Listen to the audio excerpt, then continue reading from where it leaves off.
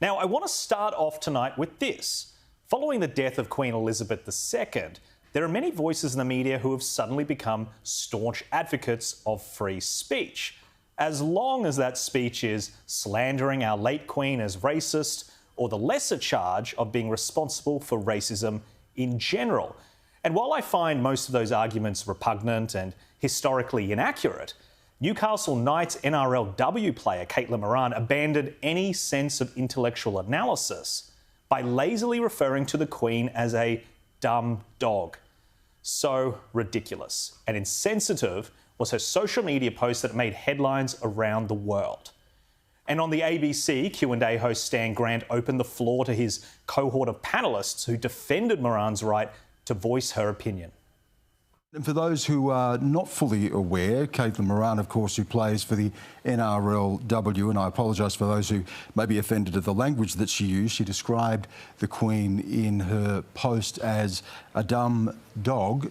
Simon, should someone be suspended from playing sport because of that? No, not for that. Why not?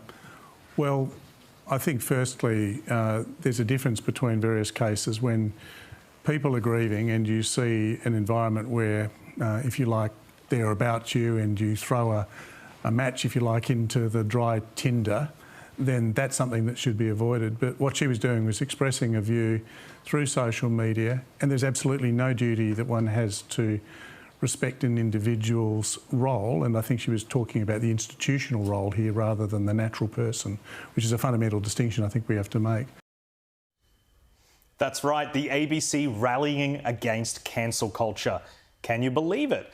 And because Stan Grant completely stacked the panel with those who agreed, bar the lone voice of former Senator Eric Betts, ABC audiences got a whole lot of agreement that calling the Queen a dumb dog just after she died was perfectly reasonable discourse.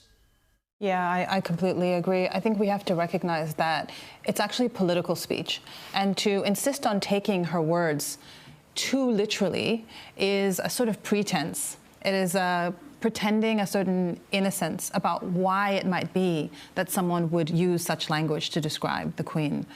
So it's definitely political speech, and therefore it should be protected, and I think it's absolutely shameful that they've come down on her like this. Protected political speech? It really is insane, isn't it?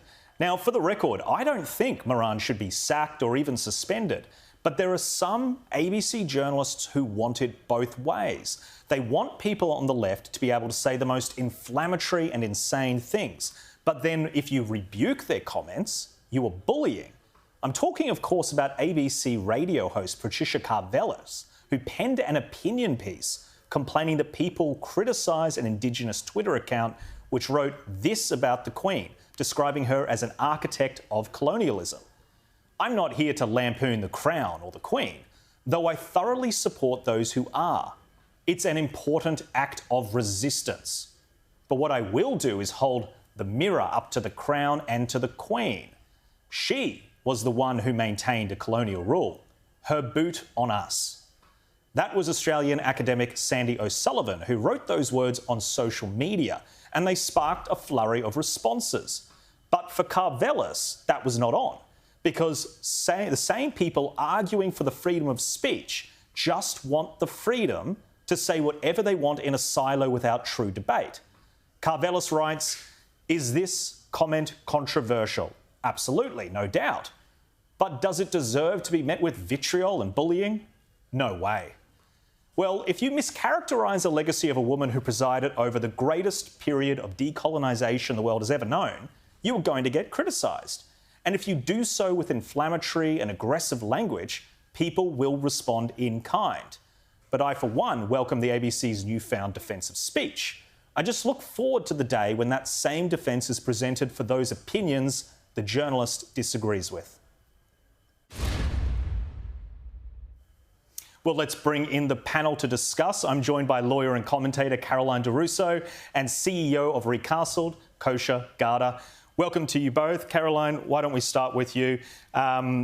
Freedom of speech. The ABC all of a sudden is a defender. Of course, and you will remember their staunch defence of Israel Folau. When he made, were they political? What were they? You know, it really does make me wonder. And for the record, I would always prefer more speech than less. Let them say it. Then we know where they all are. You know, it's an identifier for the rest of us to know where the idiots reside. The thing that Conservatives tend to get really upset about this, and they call it hypocrisy and whatever, but you need to know, they know they're hypocrites. They just don't care. And so when it comes to dealing with this kind of blatant hypocrisy as it is, you just have to kind of fight them at their own game. You've got to stop playing the polite, oh, but you're a hypocrite type, because they don't care. Yeah, Kosher, it's a good point, and it's a really good point about Israel Folau that Caroline makes as well. He had some controversial religious comments, texts from the Bible, etc. It cost him his career, really. And I don't think that we've seen any of these people on those ABC panels. I don't believe they would have launched the same kind of defence, that the ability to think freely and convey thought should be protected beyond anything else.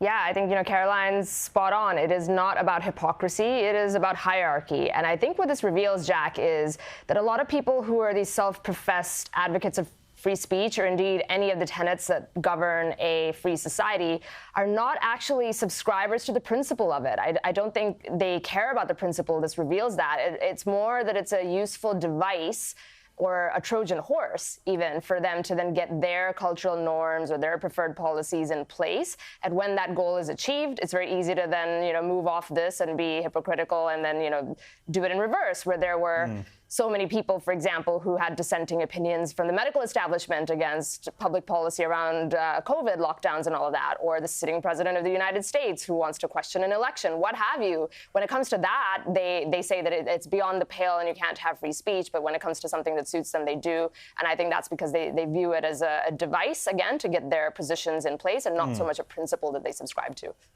Yeah, it's clearly about politics and power, I guess, more broadly. One of the funnier things reading Patricia Karvelis's piece was, well, it's bullying, it's vitriol. If you have a counter-argument to this notion that the Queen had her boot on Indigenous people, if you want to put some counter-argument to that, then you are now the bully. Yeah, but we also had this week that changing the name of a hospital made people feel unsafe. Very true. So it just throws all proportion out the window. And that's when words like racism lose their meaning, because they're used for absolutely everything. The definition changes every 3.5 seconds depending on where the sun is sitting. And then when you're talking about actual incidents of violence, or you're talking about actual colonisation or actual slavery, they all get left to the wayside, that they are devalued in the sense of when it's a real issue. And if they were so worried about slavery, I imagine they'd all be camped out in Libya at the moment, where they have open-air slave markets any given day of the week, But to be able to use this, and Kosher makes a really good point, it is a device, and it's used as part of this humiliation ritual that we keep having to go through, even though none of us were around at the time. And we're all more focused on an egalitarian society. We are focused on, everyone's lives being better, but somehow we still need to carry this millstone of the past because it is such a useful political tool. And I think politically as well, it makes Labor look very even-handed and moderate when dealing with these issues. Particularly Daniel Andrews with the hospital story.